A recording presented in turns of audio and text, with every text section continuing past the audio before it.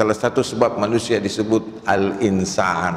Itu kata sebagian mengatakan itu berasal dari kata nasia, lupa, maka disebut insan. Ada juga yang mengatakan dari kata anasa, melihat, terlihat. Ya, dua-duanya bisa dipakai dalam arti kita disebut insan tadi karena kita ini al-insan mukhallul khata' wan nisyan, tempatnya lupa dan salah. Disebut anas dalam kaitannya dengan jin, karena ada dua makhluk yang berakal yang diciptakan Allah, itu jin dan manusia. Jin dari kata yang artinya tidak terlihat, tersembunyi, tidak nampak. An-nas, an-insan, sesuatu yang terlihat. Karena kita posisi kita dengan jin, kita nampak, jin tidak nampak.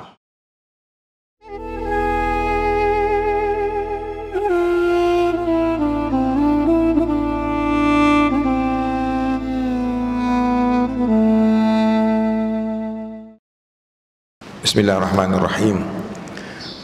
Assalamualaikum warahmatullahi wabarakatuh.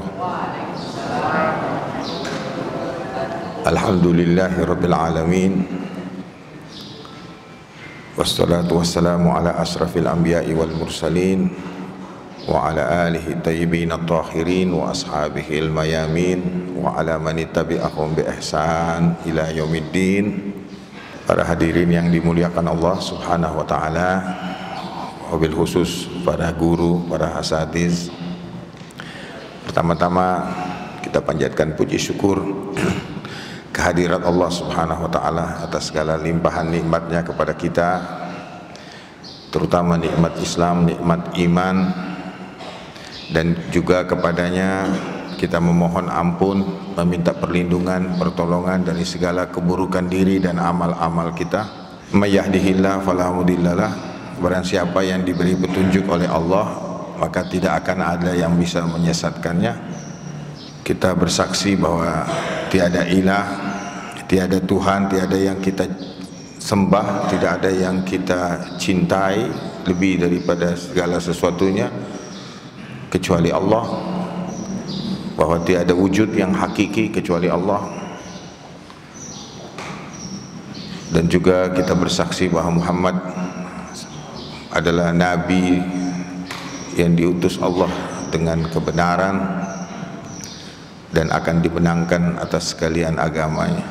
Salawat dan salam kita haturkan kepada junjungan kita Nabi besar Muhammad, dan juga atas keluarganya, sahabatnya, dan sekalian para pengikutnya yang mengikutinya dengan ihsan hingga akhir zaman.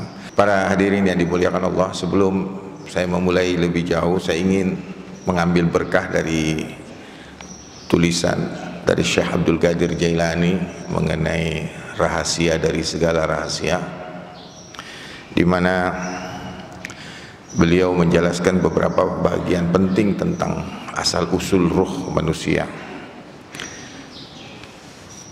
Di dalam kitab Sirrul Asrar ini beliau menyebutkan, i'lamu wafaqallahu bima yuhibbu wa yarda lamma khalaqallahu ruha Muhammadin sallallahu alaihi wa alihi wasallam awwala min nuri jamalihi kama qala Allah ta'ala fil hadis al-qudsi halaqtu Muhammadin awwala min nuri wajhi wa kama qala an-nabi sallallahu alaihi wa alihi wasallam awwala ma khalaqallahu ruhi awwala ma khalaqallahu nuri awwala ma khalaqallahu al-kalam awwala ma khalaqallahu al-aql. Ketahuilah, semoga Allah memberikan taufiknya kepada kalian semua, bahwa ketika Allah menciptakan roh Muhammad, pertama kali adalah dari cahaya jamaliyahnya, cahaya keindahannya, nur jamalihi. Dan sebagaimana disebutkan dalam suatu hadits qudsi, bahwa Allah bersabda, khalaqtu Muhammadan awwala min nuri wajhi, bahwa aku pertama-tama menciptakan Muhammad itu dari cahaya wajahku. Atau sebagaimana dalam hadis Rasulullah bersabda, awwala ma khalaqallah ruhi, yang pertama diciptakan Allah itu adalah ruhku. Kemudian dalam hadis yang lain disebutkan juga, ini dalam riwayat Abu Dawud, awwala ma khalaqallahu nuri, jadi ruhku, cahayaku. Kemudian al-kalam, pena, kalam. Kemudian dalam hadis lanjutannya lagi, awwala ma khalaqallah al-akal, akal. Kita semua sudah tahu akal apa. Jadi ada nur, ada cahaya, kemudian ada pena, ada kalam, dan kemudian akal. Semuanya itu mengandung satu makna yang disebut hakikatul Muhammadiyah. Hakikatul Muhammadiyah. Tapi kemudian juga disebut sebagai nur karena bersih dari segala kegelapan yang menghalangi. Sebagaimana firman Allah, sesungguhnya telah datang kepadamu cahaya, kama qala qad ja'akum minallahi nurun wa kitabun mubin. Jadi telah datang kepada kalian nur, cahaya, dan kitab yang nyata yang menjelaskan. Disebut akal karena ia mengetahui segala sesuatu, dan disebut juga pena karena sebab dari peralihan ilmu Allah kepada makhluk, menjadi perantara peralihan ilmu Allah kepada makhluk. Seperti halnya pena yang telah menggoreskan ilmu di alam huruf, maka roh Muhammad adalah inti alam semesta sebagaimana makhluk yang pertama kali ada sekaligus merupakan esensinya atau pokoknya. Kemudian dalam riwayat yang lain Rasulullah bersabda, ana minallahi wal mu'minu minni, aku dari Allah dan orang beriman berasal dariku. Nah, kita lihat ini biasa kita dengar dalam penjelasan tentang alam-alam ciptaan Allah, bahwa Allah menciptakan alam ini berlapis-lapis, dan Allah menciptakan semua ruh makhluk dari ruh Nabi Muhammad SAW di alam lahud dalam bentuk terbaik dan hakiki. Ini disebut kemudian, maka roh Muhammad adalah nama bagi seluruh roh manusia di alam lahud. Maka di dalam alam lahud ini adalah al-watan al-asli. Watan itu tempat tinggal atau negeri atau asal kita, negeri asal kita. Al-asli, al-asli negeri asal usul kita, negeri asal usul kita. Setelah masa 4000 tahun di sisi Allah dari penciptaan roh Muhammad, Allah menciptakan aras dari cahaya roh Muhammad, dan dari cahaya itu pula makhluk-makhluk lainnya diciptakan. Nah, kemudian Allah menurunkan roh ini ke alam makhluk, ke alam fisik, yaitu alam yang paling rendah. Ya, disebut di situ bahwa dalam Al-Quran, laqad khalaqnal insana fi ahsani taqwim tsumma radatnahu asfala safilin. Jadi sungguh kami telah menciptakan manusia itu dalam bentuknya yang paling sempurna. Di sini diterjemahkan oleh Syekh Abdul Qadir Jailani sebagai roh yang sempurna tadi. Tsumma radatnahu, kemudian kami turunkan dia ke dalam wujud yang paling rendah, yaitu di alam dunia ini, alam fisik ini, jasad ini yang terbuat daripada tin, ya, daripada tanah bahasa Indonesia, jadi dari bahasa Arab juga tin, tanah. Kemudian disebut dalam Al-Quran juga dari lumpur, juga disebut dari tembikar. Jadi tergantung gabungannya. Kalau air ini bergabung, tanah ini bergabung dengan air, disebut lumpur. Kalau tanah ini bergabung dengan api, tembikar. Ketika tanah ini bergabung dengan angin, dihanginkan dia jadi tanah liat. Jadi ada 4 istilah dalam Quran asal usul manusia, yaitu tanah liat, tanah liat, lumpur, dan tembikar, tanah yang dibakar. Sehingga muncul penjelasan bahwa secara lahir fisik kita ini terbuat daripada tanah, air, udara, dan api. Allah menyebut 4 istilah dalam bentuk, tapi bagian dari tanah yang terbentuk, yang tadi terhubung dengan air dia lumpur, dengan udara dia liat, tanah liat, dengan api dia menjadi tembikar. Sumaradatnahu asfala safilin. Kemudian kami turunkan ruh tadi ke level yang paling rendah. Nah, kita biasa dengar nanti ada alam lahud, kemudian ada alam jabarut, kemudian ada alam malakut, kemudian alam yang terbawah yaitu nasut, yang dimana kita berada sekarang. Nah, ketika roh tadi turun, kalau dalam riwayat disebutkan roh ini cahayanya sangat tajam. Kalau istilahnya itu dia bisa membakar segala sesuatu, tidak ada yang bisa bertahan. Kalau tubuh ini langsung dimasuki ruh tadi, tubuh ini akan terbakar. Oleh karena itu ruh tadi diturunkan, kan menurut Syekh Abdul Qadir Jailani, ketika turun dari satu alam ke alam berikutnya, ruh ini diberi pelapis, diberi pakaian untuk menutupi, meredakan cahaya tadi, radiasinya. Jadi kemudian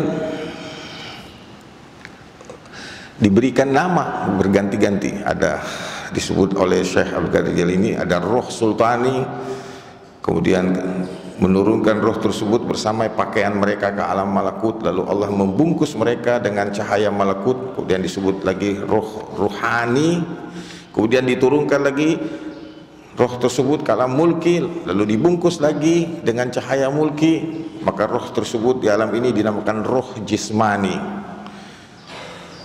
Nah, setelah itu Allah menciptakan jasad dan memasukkan roh ini, dan Allah menyebut minha khalaqnakum wa minha nu'idukum wa minha tukhrijukum taratan ukhra. Jadi dari situlah kalian di bumi ini kami menjadikan kalian, dan kepadanya kami akan mengembalikan kalian, dan daripadanya kami akan mengeluarkan kalian pada kali yang lain. Nah, kemudian Allah perintahkan roh ini masuk ke dalam jasad dengan perintah Allah, kemudian disebut dalam Al-Quran kama qala Allah Ta'ala wa nafahtu fihi min ruhi, kemudian kami tiupkan ke dalam jasad itu dari ruh kami. Nah, jasad kita ini diantara semua makhluk adalah merupakan jasad yang paling sempurna. Dari semua ciptaan Allah kita berada pada tingkatan evolusi yang paling sempurna, jasad ini. Nah, roh kita juga merupakan roh yang khusus. Nah, ketika roh itu sudah masuk ke dalam jasad, nah disitulah roh mengalami amnesia. Jadi jasad ini jadi tirai buat roh tadi. Nah, sebenarnya tadi sebelum turun pun cahaya yang luar biasa dari roh ini itu dibungkus dulu, dibungkus, baru kemudian dipasang di dalam roh, dalam tubuh kita ini. Dulu disebutkan, guru saya menyebut bahwa kalian ini itu seperti singa yang dikurung oleh 4 lapis kurungan. Kalau seandainya roh ini tidak terbungkus, tidak dikurung dalam 3 lapis kurungan itu, maka sama dengan singa yang lepas daripada kandangnya. Kalian tidak mungkin takut dengan siapapun. Nah, ini sebenarnya perjalanan rohani kita itu adalah bagaimana mengembalikan kondisi roh tadi itu kepada fitrahnya, kepada alam semula jadinya. Ini hakikat daripada perjalanan rohani kita, yaitu sebenarnya disebut tazkiyatun nafs, ya, menumbuhkan jiwa ini menyempurnakannya kembali kepada keadaannya sebagaimana roh asalnya. Nah, ini hakikatnya di situ. Tapi kebanyakan kita ini kemudian hanya asyik dengan masalah yang fisik duniawi, kemudian hal ini kita lupakan sehingga kita menjadi buta, hati kita buta, tidak melihat lagi hakikat-hakikat tadi. Nah, jadi ketika manusia sudah masuk ke dalam jasad, roh manusia ini, roh tadi sudah menjadi roh jismani yang sudah hilang, yang sudah lemah, dia punya radiasi masuk ke dalam jasad kita, maka mulailah roh ini lupa asal usulnya, betah dengan dunia ini. Sehingga banyak manusia ini disebut Al-Quran, wal tu'sirunal hayatad dunya, kalian ini mengutamakan kehidupan dunia ya. Dan agama ini datang untuk menyadarkan kembali kita siapa kita, dari mana kita. Dan kemudian ya tadi kalau kita ditanya sudah pernah ketemu Allah belum? Sudah belum?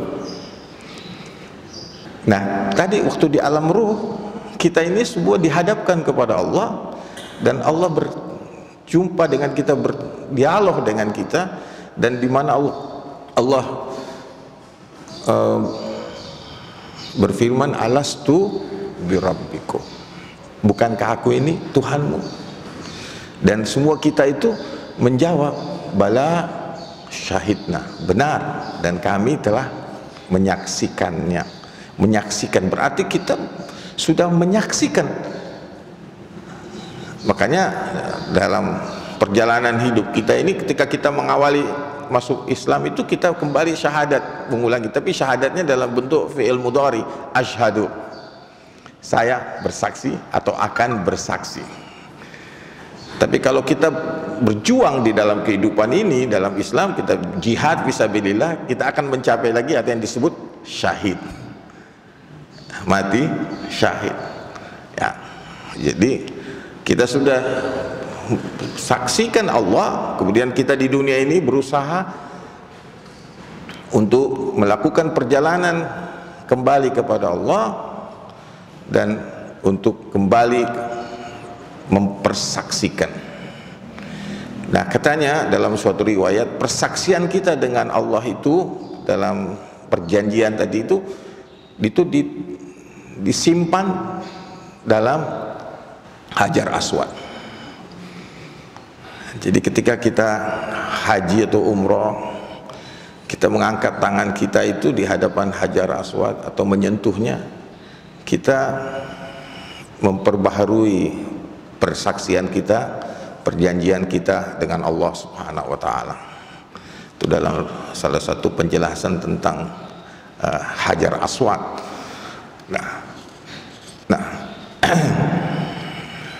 Nah, untuk menolong kita kembali ke alam asal kita, dan memang tujuan kita untuk disempurnakan di dunia ini dengan perjalanan spiritual kita, maka Allah menurunkan kitabnya, bimbingannya, wahyunya, dan mengirimkan para nabinya untuk membimbing kita. Dan di dalam Quran di situ disebut juga dalam surat Ibrahim, kama qala ta'ala, wa dzakkirhum bi ayyamillah. Salah satu hal yang dihantarkan kepada kita oleh para nabi itu adalah mengingatkan kita tentang hari-hari Allah, ayyamillah. Jadi hari Allah ini kalau menurut Syekh Abdul Qadir Jailani itu adalah hari perjumpaan kita dengan Allah itu, hari pertemuan kita dengan Allah itu, dimana kita semua tadi mengalami amnesia, lupa. Kemudian salah satu sebab manusia disebut al-insan, itu kata sebagian mengatakan itu berasal dari kata nasia, lupa. maka disebut insan. Ada juga yang mengatakan dari kata anasa, melihat, terlihat. Ya, dua-duanya bisa dipakai. Dalam arti kita disebut insan tadi karena kita ini al-insan mukhallul khata' wan nisyan, tempatnya lupa dan salah. Nisyan, tempat salah dan lupa. Kita lupa, manusiawi. Al-insan disebut anas, nas dalam kaitannya dengan jin, karena ada dua makhluk yang berakal yang diciptakan Allah, itu jin dan manusia. Jin dari kata yang artinya tidak terlihat, tersembunyi, tidak nampak. An-nas, an-insan, sesuatu yang terlihat. Jadi kita insan karena kita posisi kita dengan jin, kita nampak, jin tidak nampak. Di mana lebih menguntungkan? Nampak atau tidak nampak? Sekarang ada jin bersama kita di sini. Banyak, tapi kita nggak lihat. Kenapa kita khalifah terlihat, jin tidak? Karena kita terlihat, kita punya tubuh yang lebih sempurna sebenarnya, karena mengandung seluruh unsur alam tadi. Kalau jin disebut dari api, tidak dari semua unsur. Kalau kita ada api, ada air, ada tanah, ada udara. Allah menciptakan alam ini dengan begitu banyak dimensi, ya, dimensi yang berbeda-beda. Antara dimensi jin beda dengan dimensi kita, dimensi malaikat pun beda di antara malaikat pun dimensinya beda. Allah menyebut malaikat itu ada yang punya sayap 2, ada yang punya sayap 3, 4 dan seterusnya. Itu menunjukkan dimensi, itu menunjukkan kecepatan, itu menentukan relativitas waktu. Sehingga gerakan malaikat itu satu harinya beda-beda tuh. Pada tingkatan yang tertinggi itu 50.000 tahun. Ya arujul malaikat wa fi yaumin kana miqdaruhu 50 alfa sanatin. Kemudian pengelolaan alam ini dari yudabbirul amru minas sama'i ilal ardi summa ya'ruju ilaihi. Nah, itu Allah tadbir alam ini dari alam langit ke alam dunia ini, kemudian kembali lagi itu dalam satu harinya 1000 tahun. Nah, kemudian tadi malaikat, dalam Quran kita akan lihat malaikat itu punya sayap yang berbeda-beda satu sama lain. Kalau malaikat cahaya, kalau jin tadi api. Karena kita dari tanah, kita nampak. Maka ketika masuk di ruangan ini, kita duduk di sini. Kalau tadinya di sini ada yang jin duduk, otomatis jin yang menyingkir, pindah. Tapi karena dia punya posisi yang beda dengan dia bisa duduk di atas, bisa gantungan di lampu, bisa di mana aja dia berada. Jadi saya kira saya cukupkan saja di sini dulu, Bim. Nanti kita lanjutkan lagi pada kesempatan berikutnya. Saya cukup ambil waktu 20 menit saja. Insya Allah Allah mudahkan kita untuk berjumpa dan membicarakan masalah ini lebih dalam. Demikianlah dari saya. Wabillahi taufiq wal hidayah. Wassalamualaikum warahmatullahi wabarakatuh.